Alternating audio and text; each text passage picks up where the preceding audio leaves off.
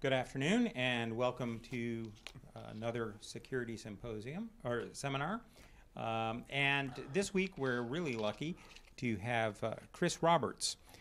Chris is well known in the security community for a number of things. Some he will admit to, some he will not. Actually, he'll admit to probably most of them. Probably most of them, yeah. So if you look him up on the web and you don't get him confused with a video game designer, you'll find a number of interesting stories. But Chris has a background that includes working as a commando in the British military, as a award-winning caber thrower in the Scotland Games and the Highland Games. He's worked as a security practitioner in this field for quite some time. Gained some notoriety for showing weaknesses in aviation systems. He has a record that goes back in a number of ways. He informed me that I guess his first computer system was confiscated by Scotland Yard because he'd hacked into Barclays Bank back in the days of modems, and he was in school at the time. He still shows a hearty disrespect for some kinds of authority and a really keen interest in security. He's acting as the chief security architect for Calvio, an up-and-coming company in the security space. And he is going to share with us a lot of information today, and I hope you will all appreciate that. Please join me in welcoming Chris Roberts. Thank you, sir. Much appreciated. Thanks, guys. Everybody good? You guys all hear me at the back? Yep? Good. All right. So it is going to be somewhat interactive. Feel free to ask questions now. We'll ask questions at the end as well, okay? So we'll have a bit of fun with the agenda. We got about 100 slides to get through in about 45 minutes. So sit back, pin your ears back, and have at it. We're going to go through some fun stuff. Red versus blue. How many of you guys are familiar with the whole concept of red versus blue in security? Red team versus blue teaming. The whole concept of the insider guys versus the guys on the outside with the spandex and all the fun things. We're going to have a talk about mentality reset. In other words, what are we doing right, what are we doing wrong, and what do we need to change? And then we'll have some fun along the way. To Professor Spass' side of things, come on in, grab a seat. To his side of things, yeah, I've been doing this for rather more years than I care to think of. It's great for many different reasons. Got yelled at quite a few years ago for messing around with Nigeria. We hacked back with the 419 scams, brought a whole bunch of money back into the US, and then got hold of the feds and went, hi, we've got some money and it's not ours. Which caused some interesting questions. International Space Station was one. Mars Rover, we ended up playing Freddie Mercury, God Save the Queen on Mars Rover, which got us yelled at as well. Airplanes, trains, and some other stuff. And as it was told, I'm currently causing chaos and mayhem at a Calvio. So, what are we not going to do? We will not be doing death by PowerPoint. What are we going to do?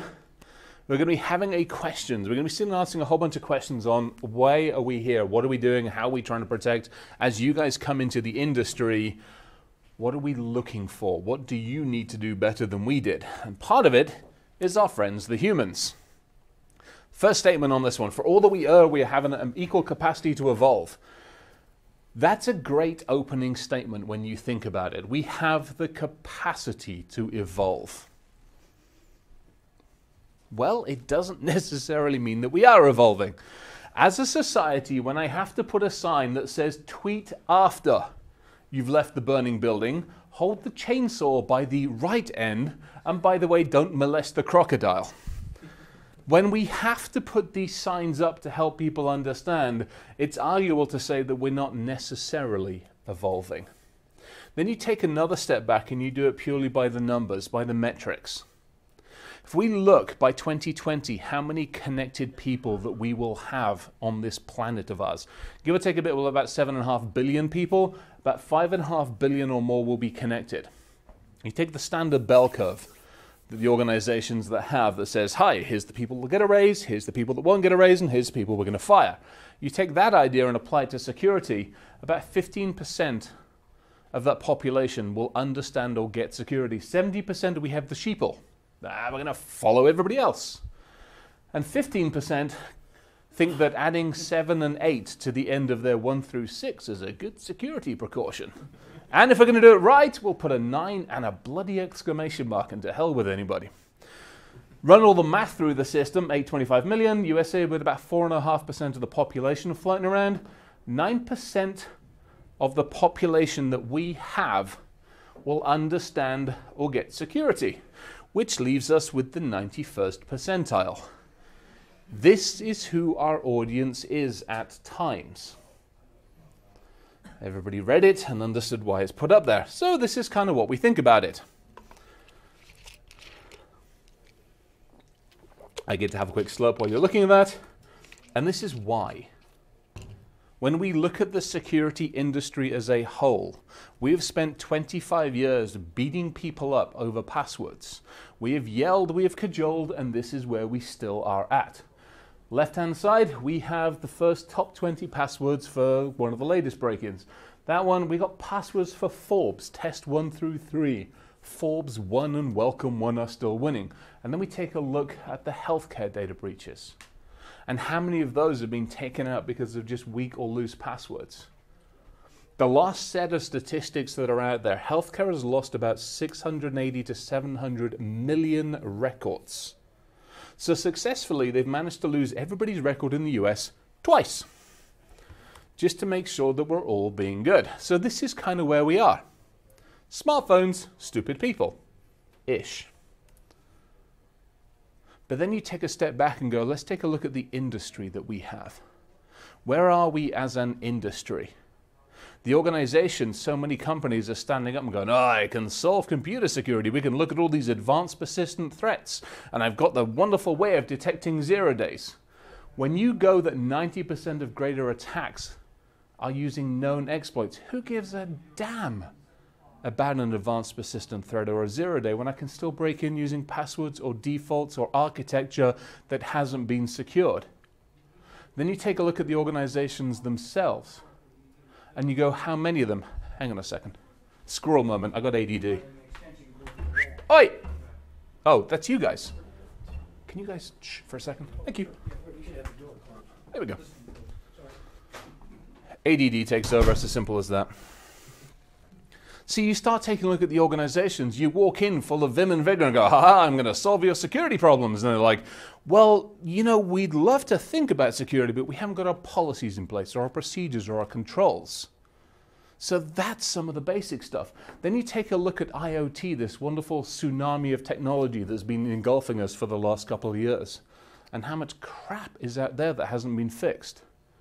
Then you take a look at us, the guys that actually do the breaking in. And you start taking the statistics on this one.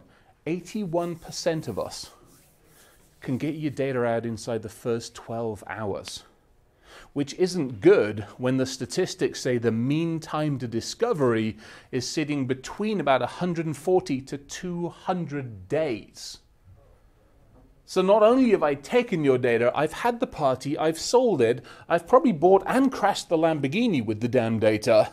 And whatever I haven't done with that, I've either sniffed, snorted, or stuck into the bank somewhere on the Caymans. And you still haven't seen me. The hell chance do we have?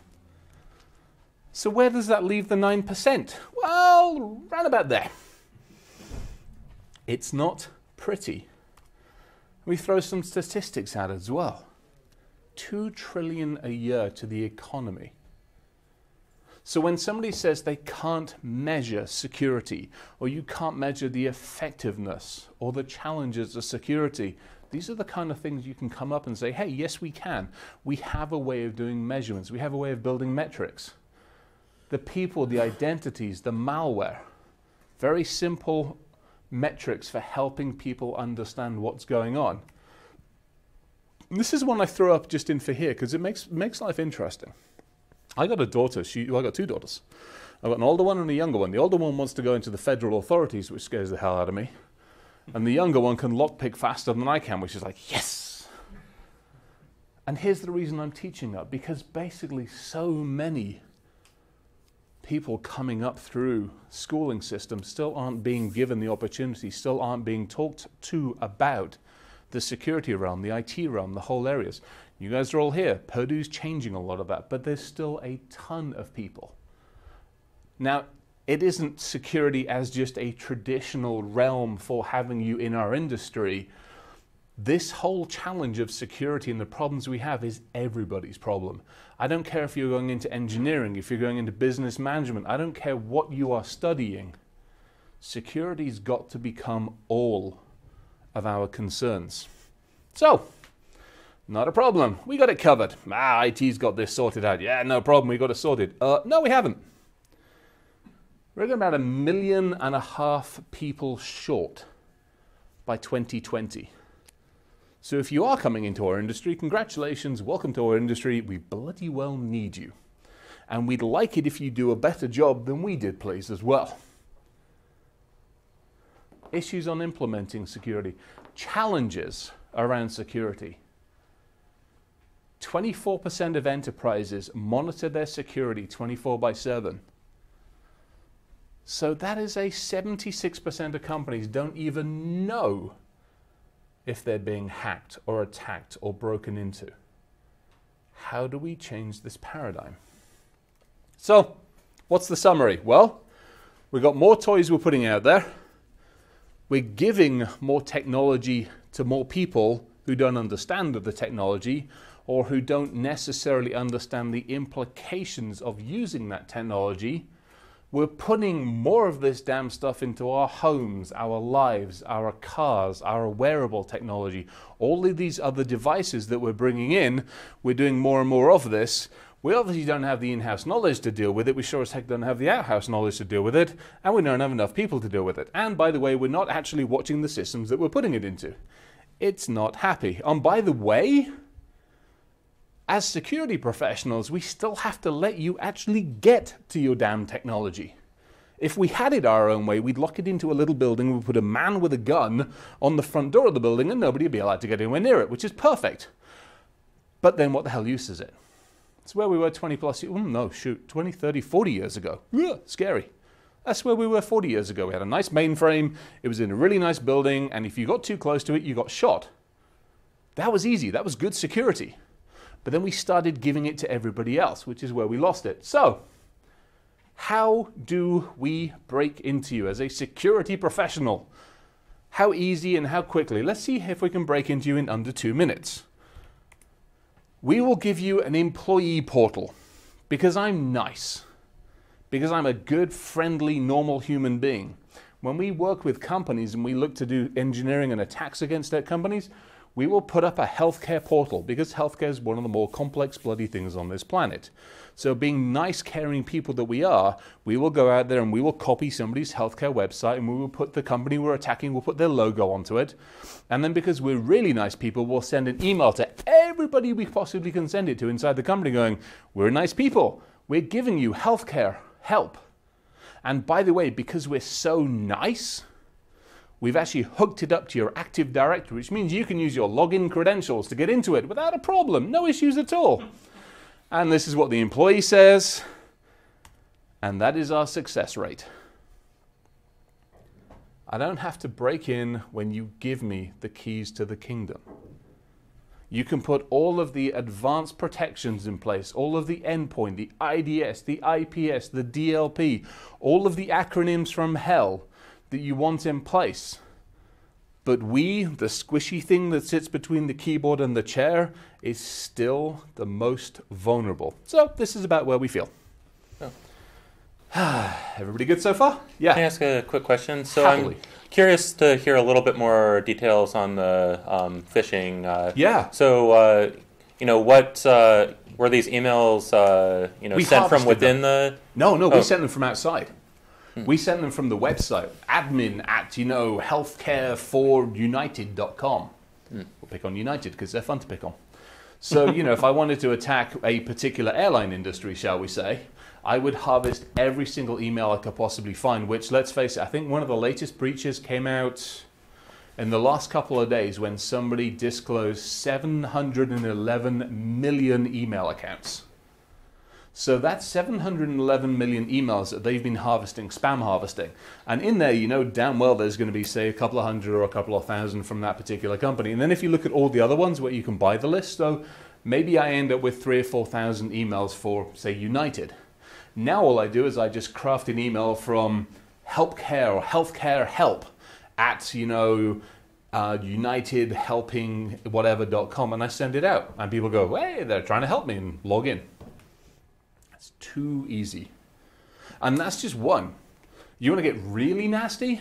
You payload a PDF and you send it to the legal side of the company. It's a PDF from the Department of Justice. They're going to open that like that.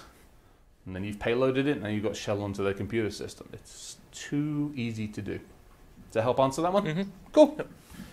All right, so Defcon this year, 2017, celebrated 25 years of officially being civilized security conferences. That is 25 years we have stood on stage and we have gone, hey, look at the shit that we can break.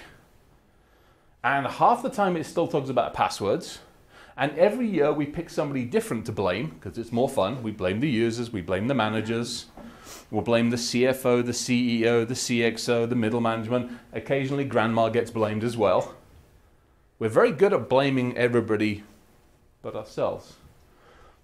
To some degree, as it says on here, we kind of lost the data when it left the green room. So, who should we blame? Well, to do that, we have to pause for a second. Then we have to get a little introspective. We as an industry need to take a step back, and we really need to go, hey, we've been so focused on breaking things. We're really good at standing up and going, hey, IoTs are broken. Everything's broken. We're not so good really at turning around and saying, hey, who are we protecting? And why are we protecting them? We keep blaming everybody. We keep taking a look at it and going quite simply, hey, we can fix this little bit of a problem, or we can fix this little bit of a problem. And this, I think, unfortunately, is where we are as an industry. We have failed spectacularly. And we have failed because those of you that are closer to school age than I am these days realize that Red, the guy that can jump over walls and do what he wants, when he wants, and how he wants, is kind of like the schoolyard bully. He takes what he wants when he wants. With the Red team, nothing stops us. I've been doing this for 20 plus years. And in all that time, I've yet to fail to break into anything we've gone after. And that's government facilities, that's prisons. We've broken into prisons. We've broken into all sorts of other fun and interesting buildings and companies and computer systems, both here and abroad. That's not a good track record, because I really wish somebody would have stopped us. And then we're promoting and we're going, come and join a Red team. No, quit that shit. And arguably, we've lost the core focus of what we should be doing, which quite simply is protection. It's as simple as that. I do a lot of work with the National Guard, and I often refer to them as America's comfort blanket. Because when shit goes wrong, who is it that comes to the rescue? The National Guard. You don't see the FBI guys going, I've got 2 people over my shoulders and I'm wading through water. Hell no. Who do you see? You see the bloody National Guard doing that shit. What are they doing? They're protecting. What do we not need? We do not need these people anymore. Why is that? This is a little harsh, and I kind of apologize, but I kind of don't apologize. But we've spent, and we spend billions building on the misery of others. We keep finding things to break, yet we don't always come up with a fix.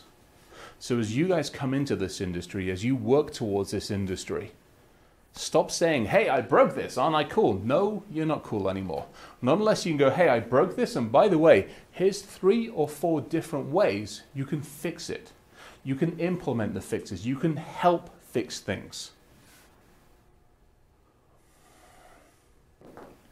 Kind of failed, unfortunately. And then the real logic really comes down to the simple fact there's too much out there these days, and we'll go into that in a little bit more detail. And there's too few people on the blue team side, in other words, the defense team. You get the attackers who go, haha, I broke everything, and the defenders are going, well, for crying out loud, I don't have the tools I need. I don't have the training I need. I don't have the background. The company only lets me work from, say, 7 a.m. till 6 p.m., and you silly sorry ass broke in at 2 o'clock in the morning, you rotten toe rag. Who the hell's watching the environment? And we've done that. We still do that. We did that the other week. 2 o'clock in the morning, we're sitting there, pick the lock, get in, turn the alarm system off, walked out with the goods by 5 o'clock in the morning, left a nice little loves, hugs, and kisses note on their desktop. The guy turns up at 8 a.m., looks at the cameras and realizes that we've already gone. It's too late. And then we have the vendors, the suppliers. Those that will happily sell you any kind of blinky, bloody light solution in the vain hope that it will fix things. When you get out there into the workforce and the vendor turns up and goes, I've got this year's blue blinky light and it's going to fix everything. Taser them, please. Don't hesitate. Just go, hi, open the drawer, taser. Game over, simple solution. Because unfortunately what happens is you're like, you got broken into last week and you're on the front page of the Times. Well, if you'd have bought our product, we would have solved that for you. That's not just a taser, that's a taser and potentially a tar and feather moment as well. There's levels for this one. So what do we do about it? Well, the blue team needs more tools. Not necessarily tools from a technical standpoint, but they need more help. We call it a blue team playbook. We're actually working on how to do it. In other words, think of it as incident response.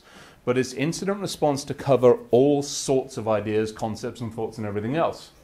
And we've got to collaborate more effectively and efficiently. You guys are at a university with what, 40,000 people on freaking campus?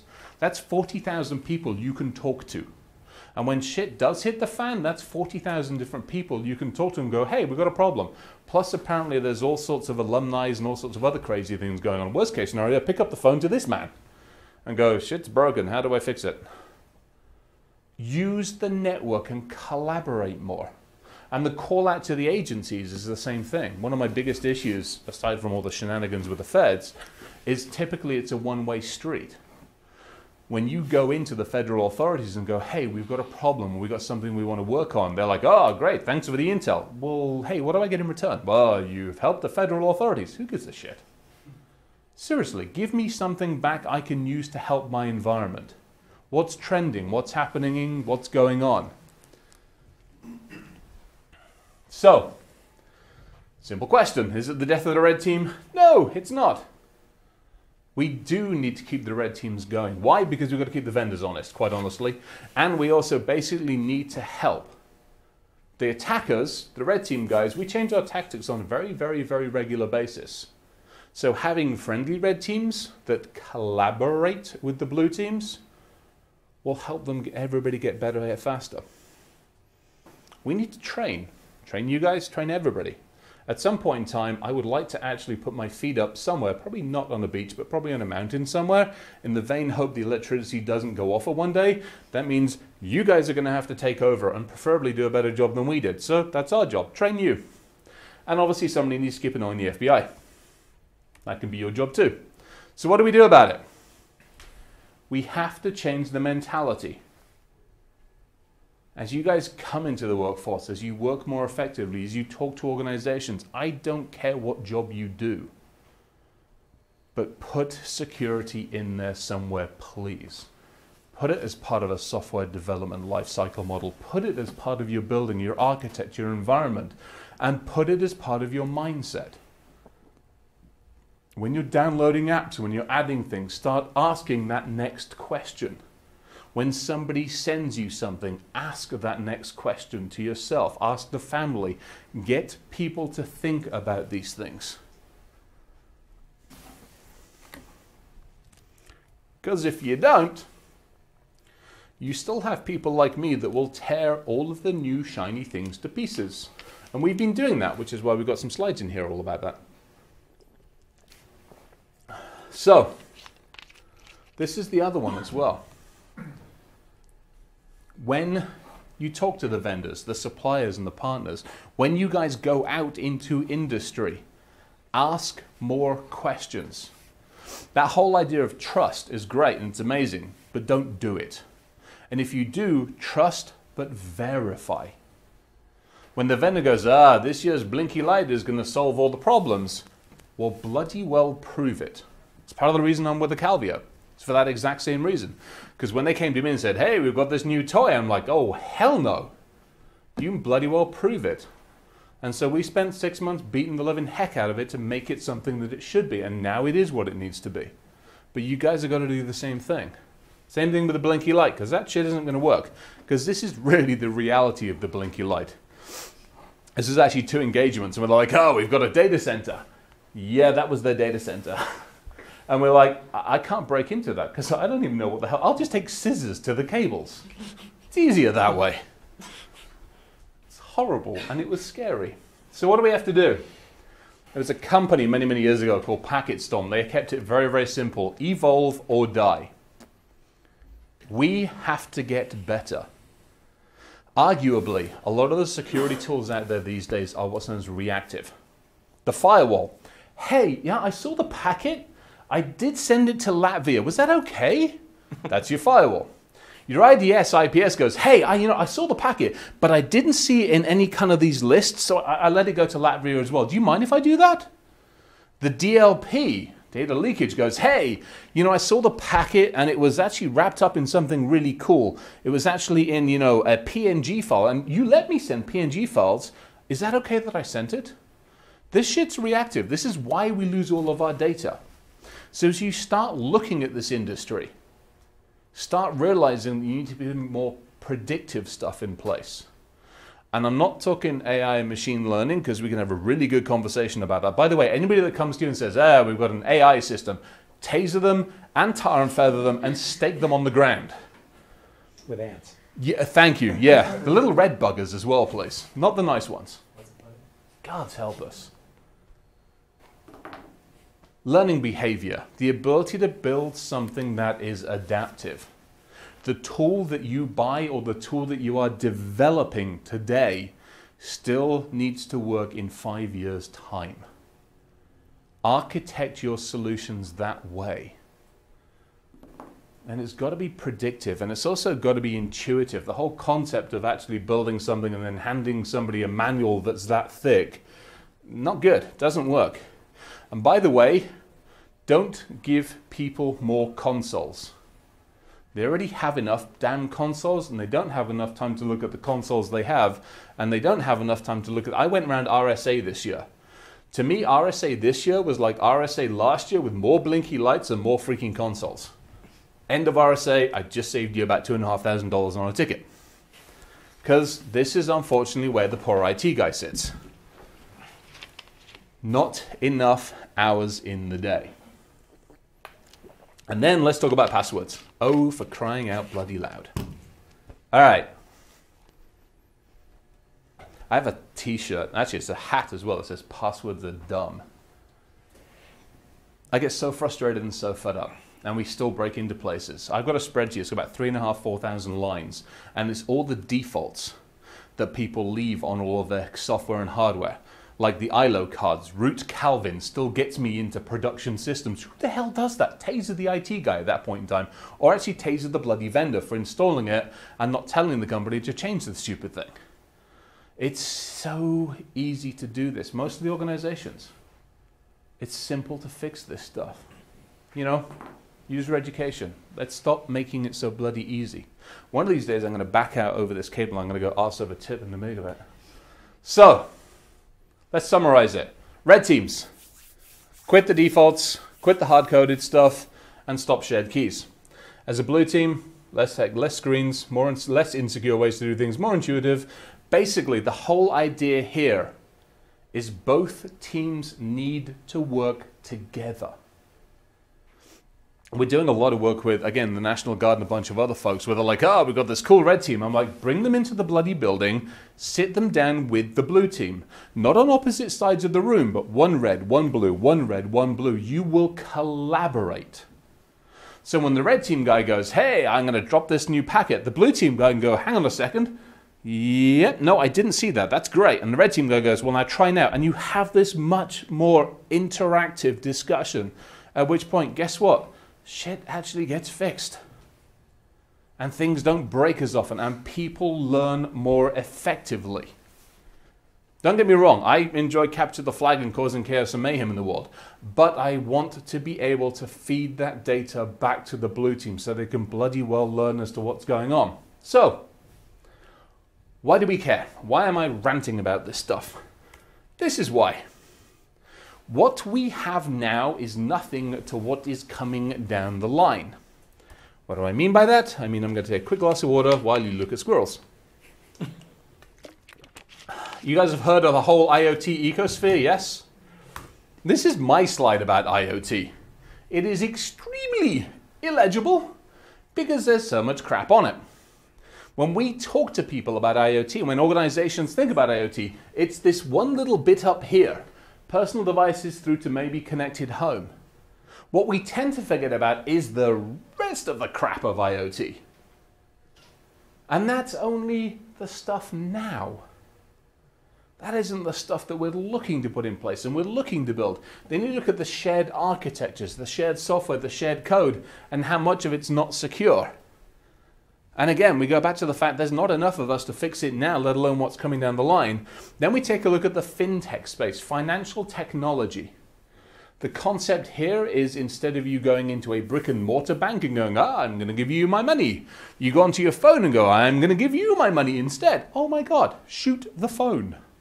And then when you've done shooting the phone, taser half the FinTech companies. We did a study.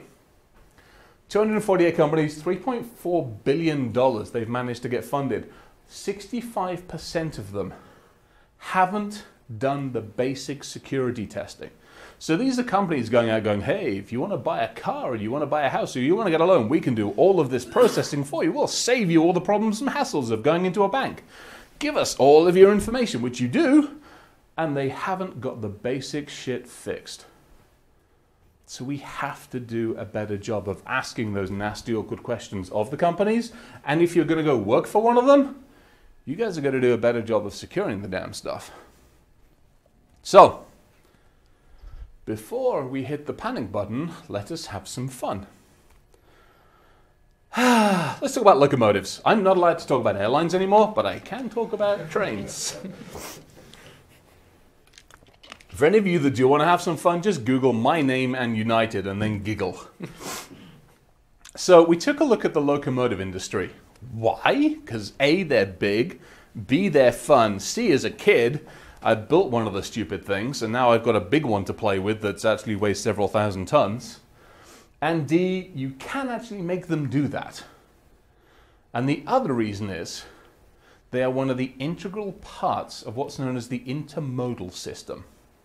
In other words, when you go to the cafeteria in the union and you sit down and you get your food, that food at some point in time started somewhere else. It might have been on a ship coming in from abroad. It might have been in the farm somewhere else. It got here by train.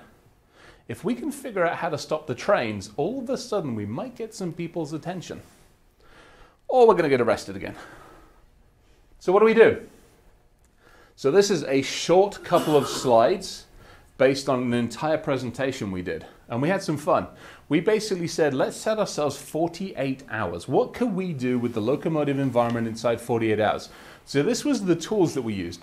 I would advocate that you don't do this, because you will get yelled at.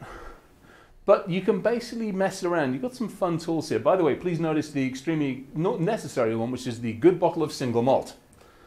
Always attack things with single malt. It makes life much easier. But this isn't heavy and hard stuff. This is not having zero-day exploits. This isn't having to write crazy amounts of code. This is a couple of 100 foot of Cat5 cable, a whole bunch of research, and then some time to do a little bit of work. First, we decided to take a look at where the cargo was. So if you want to know where all the cargo is, there's 3 different organizations: Orbcom, Transcore, and SoftRail. They run a whole bunch of online systems. Those online systems are basically web-facing systems with, unfortunately, very easy SQL queries behind the scenes, at which you can ask them all sorts of nice SQL questions and get a simple answer. This basically shows you exactly where the rail yard is. So there are rail yards all dotted around all the globe. Each one of these is a different type of container. Some of these are petroleum containers, some of them are operated by different companies. CSX one, Northwest Southern one, all the different ones on here. Each one of these has a bill of ladening. So now, if I want to know where the train and the locomotive is, I can take a look at it and go, hey, I actually want to get a whole bunch of these or a whole bunch of these and mess with them. Easy stuff to do. By the way, this was doing without login credentials. You can interrogate the entire system if you know how to manipulate a web browser, which hopefully you do by now. So we can at least look at where the cargo is. Well, what do we do with the train? Well, we take a look at GE. GE makes some amazing trains. GE doesn't do quite as good a job with the passwords. User ID GE, password 6 zeros. Not that hard to get into, especially when you start taking a look at the GE trains that are not necessarily in this country, and you can mess around with QNX, which is basically a nice interface system. We did this live when we were in London earlier this year. We got into a train in China. They're like, oh, you can't do that. So we did. So we telnetted in, got a nice screen console up with the maintenance software, and took a screenshot of exactly what the engine was doing in China. Took about 10 minutes, and that was the user ID and password to get into it. Easy stuff. And at this point in time, I've got access to this, which means I can speed the train up or slow it down. Whatever I want to do. So that's fun. Can we do the same thing in the US? Well, the answer is yes. Because there's how you hack signals.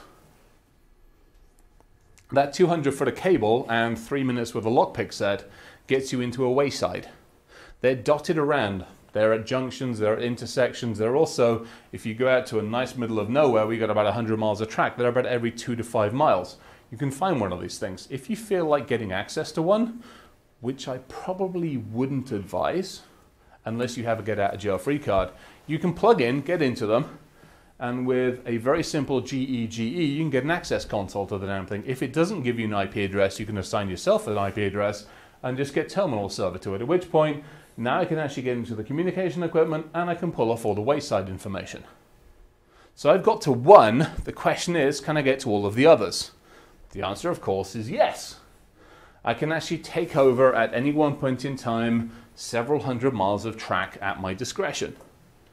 What can I do with it? Well, I can leave all the lights green.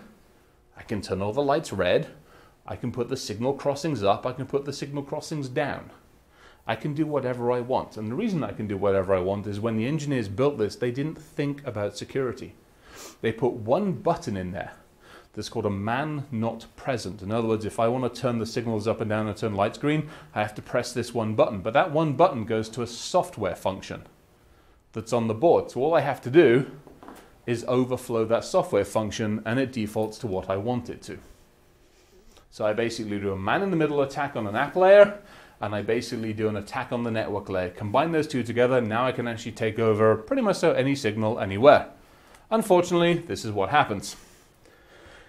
How many of you ride Amtrak or have ridden Amtrak? Or the train system? Excellent. This is what you can do to Amtrak trains too. Amtrak is currently running Shellshock on a whole bunch of their Amtrak systems. Probably not the smartest thing to do. It also means when you're sitting legally in the passenger compartment on the passenger wireless network, if you run Shellshock on the switches, you can basically get yourself onto the locomotive network. And from the locomotive network, you can actually, if you're running late, speed the train up a little bit. And not have it stop at any of the other crossings. You get the idea. Kind of a fun thing to do. Everybody good so far? Good. All right, so we've had transportation. Let's have some fun with food. So, in this case, I'm going to mess with the UK. The reason I'm going to mess with the UK is I have one English and one Scottish side of the family. The Scottish side of the family went for independence and we lost because there are too many bloody English people in Scotland. So this is revenge. This is basically going after the cows because cows are fun to break. Why are cows fun to break? Because they're part of the food system. And they're also fun because you can do your own research. Again, as an attacker and as a defender of organizations. If you ignore what Hollywood tells you, you actually have to do your own research. This is how you do it. Do your own open source research. Do your own intelligence research. Google the heck out of it. Use Shodan. Use all the detail stuff. Get out and understand what Tor and Onion is. There is a whole wealth of information on there.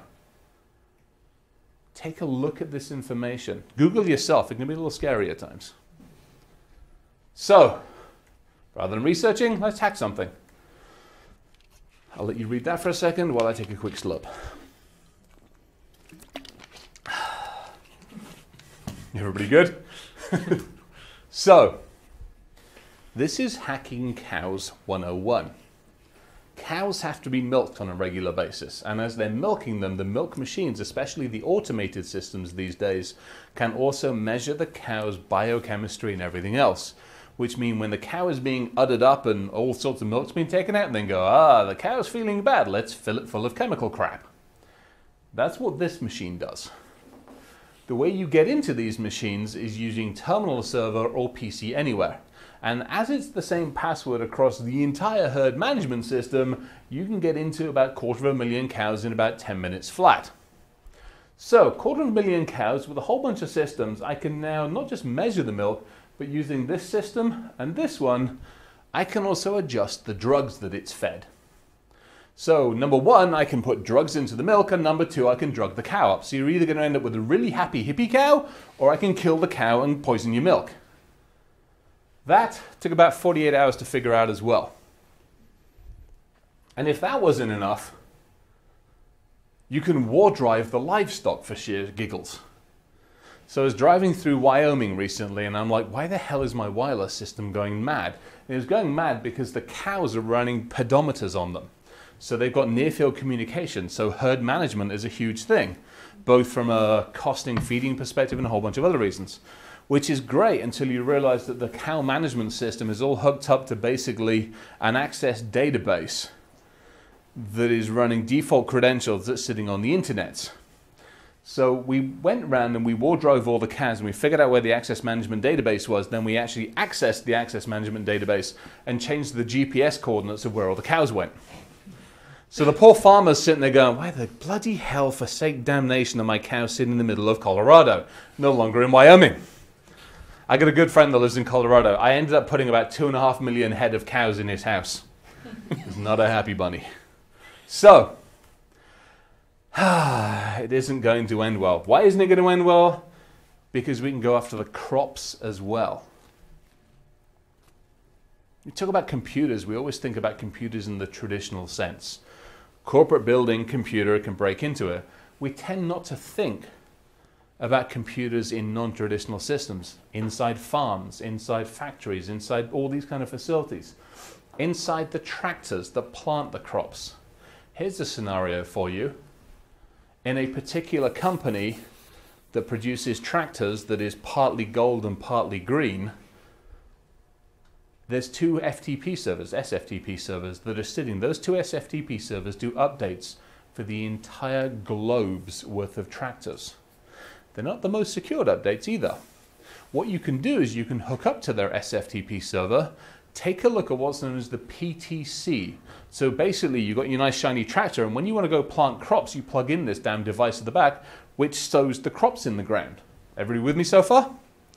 Which is marvelous until you go, hey, I can adjust how deep or how shallow the crops are sown. So instead of your barley or your wheat being sown 4 inches deep, I sow it 2 inches deep, or 1 inch deep, or 6 inches deep. So now I affect your crops. Not only do I affect your crops, I affect the futures market, which now means rather than hacking Wall Street, I can screw with Wall Street. Much more fun thing to do. Everybody good so far? Good. Let's talk about hacking humans. So there are 3 ways to hack it. There's probably more, but there's 3 ways to hack a human. Psychology, social engineering, or let's just hack the bloody human. So we're going to throw the crystal ball out a little bit, but not too far out. We're going to talk about nanotechnology. The idea of either using carbon-based, basically molecules, as micro machines, or biochemical technology. In other words, the whole idea of using the body as itself. We're going to talk a little bit about nanotubes and nanocarbon. So what the hell is a nano thing? It's that. Bloody small, ridiculously amazing. There's your human hair, there's Stereocilla, and there's a carbon nanofarm. Rather small little critters, but extremely versatile. Because all you're doing, you're manipulating atoms. It's atomic level stuff. So where were we? See where we were. This is 1997. So 20 years ago, carbon nanotubes and carbon nanotechnologies built a playing, what do you call it? Guitar, isn't it? Air guitar. Da-da-da. Where are we today? Well, this is where we are today. We're able to educate the atoms. not only can we make pretty patterns out of them, we actually have the ability to get them to recognize what, where, and how they are in the body, as well as some of the chemical elements that they're interfacing with. What does this mean in English? It means a simple thing. It means I can go backwards to early days of coding to go forwards to communicate with the damn things. So those of you that are looking at biology, those of you looking at the sciences, this is really where the fun starts, where we're actually crossing over really extensively. You take some very, very simple coding languages, you give it the ability to put standard constraint files in, you replay it on a frequency, and now you can basically inject, you can take physical to a frequency wave either transmitted over laser or UHF or near-field communication, and now I can actually communicate with the molecules themselves, as long as they've got the receptors and antennas and all sorts of other fun things. So I got carbon nanotubes, I've got my coding and my programming, and I can get the two to talk to each other. Well, that's great, but what the hell uses a carbon nanotube? Well, if you attach a tail to the carbon nanotube and you apply frequency to it, you can make the damn thing move. So now I've got swimming carbon nanotubes. This is where we are. So now I can actually get this carbon nanotube to go directions and other functions. There was something that came up on, gosh, I thought it was online last week. There was a specific program, look it up online. Basically somebody decided to mess around with sperms and eggs. So rather than the strongest sperm going, woohoo, I got this one covered, what they ended up doing, they manipulated some of these buggers so the exact one that they wanted got to where it needed to be as quick as possible. So no longer is it the strongest will survive, it's whichever one actually won out against this critter survives. There's a YouTube video about it which scares the living crap out of me. Not only that, but we can actually get them to a stage where they can make independent decisions based off of recognizing different chemicals. So the whole concept here is if I drop carbon architecture into your body and I make it intelligent enough, it can go around the body and start to understand what is in the body. The upside of this is fantastic. The downside of it is the 6'3" hairy thing that's going, hey, guess what I can do to this shit? Well, we can hack it, obviously, because that's what we do. Let's dip into science for a second. If we take a look at this one, we take a look at how an attack strategy would work. How do we attack computer systems we know today? And then how do we apply that to the biological level of the world? It's simple. We have our receptor keys, our transport, basically bird flu. Think about a vaccine. The whole concept of a vaccine is take something that's nasty, kick it a few times, and then inject it back in again, because in theory it shouldn't kill you. We have the bypass tools, we have our reporting tools and our payload, and we have our decoys. Everything that we would use in a regular computer environment to break in, we now miniaturize, we take out, and then in English, here's what we've done. We basically took bird flu, we attach carbon nanotubes to it. How do we do that? We obviously have the ability for them to recognize the chemicals. So now we've done that, we fooled the body into thinking it was good because we've injected it as far as part of a vaccine. We got the propulsion system, that was the nice swimmy damn things. We obviously got the tracking methodology because we obviously need to know where the smurfit is in the body. Decoys and the drug. If we're nice, we can drop it right next to a cancer cell, an Alzheimer's cell, something really, really good. If somebody like me is sitting there going, hey, guess what I can do with an antenna and a near-field communicator? I can now drop it right onto a red blood cell. Not so nice. So, this doesn't require a very expensive lab's worth of equipment. You can do it with about $100 worth of Arduino. So just the same as the whole press has gotten hold of pacemakers and the ability now to kill you remotely if you have a pacemaker, and we all know that we can kill you if you're running an insulin pump and all that shenanigans, now with the crazy crap that we're putting out with nanotechnology, we can do the same thing with about $100 worth of Arduino. So those of you that are like, oh, I don't want to do any hardware hacking, this is why you want to do hardware hacking. Because it's fun. Well, it also kills people as well, but that's not so fun. So, for those of you that had an anti-GMO moment, there's more of that coming down the line, because not only we decided, oh, this stuff's really, really amazing to actually pump into bodies, but now we can pump it into the food. And we can make food last longer, and we can put steroids in the food, and we can drop more of it into the agriculture. Yeah, I'm not looking forward to this. I will get back to growing my own food soon.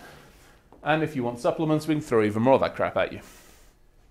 Coming down the line. So, where are we at with this one? Well, we're about here. You guys remember this movie? No? Cloudy with a Chance of Meatballs, for crying out loud? Good gods, people. All right, so where are we? Well, we're about here. Again. All right. Panic time. And then this one. I know I'm running low on time, aren't I?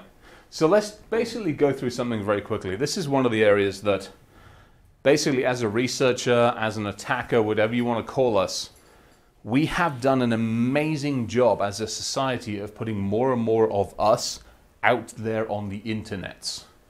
We do a phenomenally awful job of protecting any of that data, and we keep putting more and more crap about us out there. So consequences and actions. What does this mean? It means that a nice little platform that I have, that I run, brings in about 1 billion targets on a monthly basis. IRC channels, I2P channels, darknet channels, the whole lot. I bring in about 250,000 credit cards every single month that people lose. Patient records, healthcare records, you get the idea. Do a better job of looking after your data, please. And the organizations and the charges that you are responsible for. We've seen that one before, I just realized. If any of you are interested in nuclear stuff, there's some fun stuff. I put this one up. I was at a government meeting and I put this one up at the government meeting, and like half the people went like this because they're like, oh my God, we can't see TS level data. I'm like, you lost your shit. So if anybody wants the plans for a nuclear plant, Williams Station's nuclear reactor is actually sitting in an Iranian server along with all the tools. And by the way, anybody in the Iranian army, actually there's all their people as well. So this is the kind of fun stuff that gets lost. And then we go back to the vendors and the suppliers. And this is where it gets nasty, because I'm not the nicest of people sometimes. So when we are looking to break into somebody, we will occasionally look for the weakest link. And unfortunately, more often than not, the weakest link is the vendor, the supplier. The people, you might have your own environment nicely secured, but occasionally you have to hand that data to third parties. This next slide is going to see why you really have to ask them all the nasty, awkward questions. Because this is what happens when the vendor fails. This was a security contractor.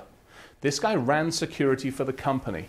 Not only did he do that, he had all of his data and third parties' data on his portable server, and he had that, and obviously he had his bloody girlfriend.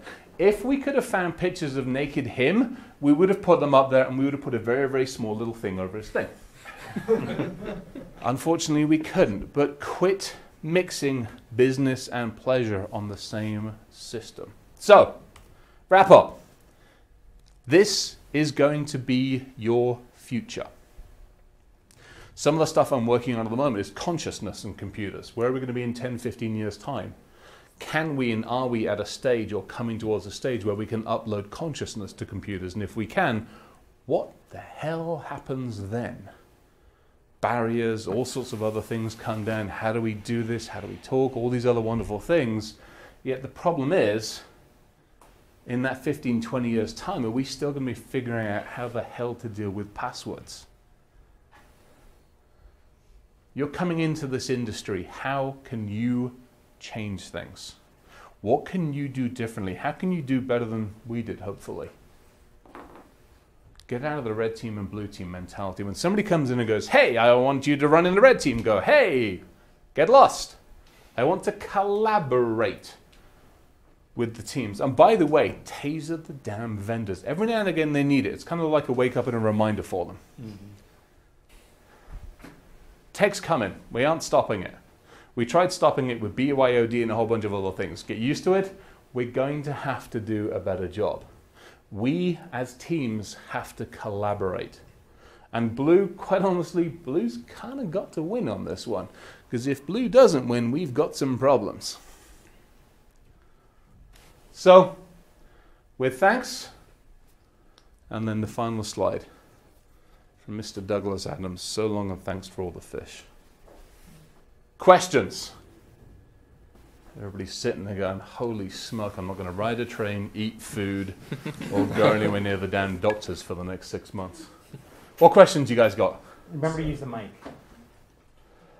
So when you see organizations that have really done their security as well as can be expected, Yes. it's hoped, okay. Yeah. Is there any favorite spot that typically the CISO tends to be more influential? Is it operations? Is it reporting to the CEO? Is it under CIO? Or does it not really matter? It just varies from organization to I think it organization? varies from organization to organization. I think what I see better than anything else is when the CISO is working closely with like compliance and legal and regulatory and HR. I think that's when you see, because the biggest challenge that we have in security and IT as a whole, IT shouldn't own anything, arguably. When you come to me as the business and go, hey, I got this really cool database, well, congratulations, I'll give you a home for it, but you own the darn thing. It's your data. You have to tell me who should and shouldn't have access to it.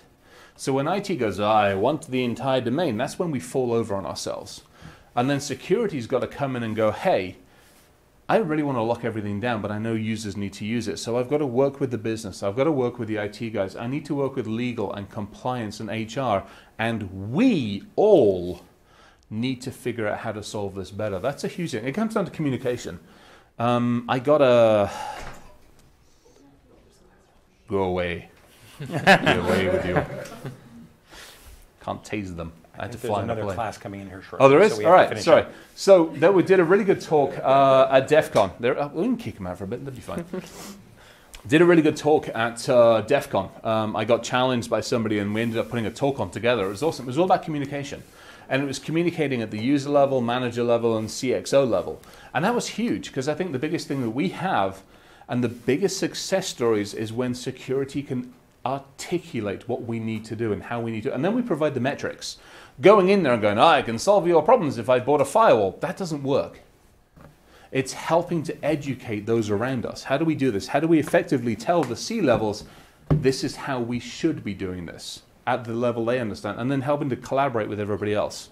So yeah, there's no one good formula. I think the biggest formula is somebody coming and going, how do we all figure this out? We all draw the same paycheck.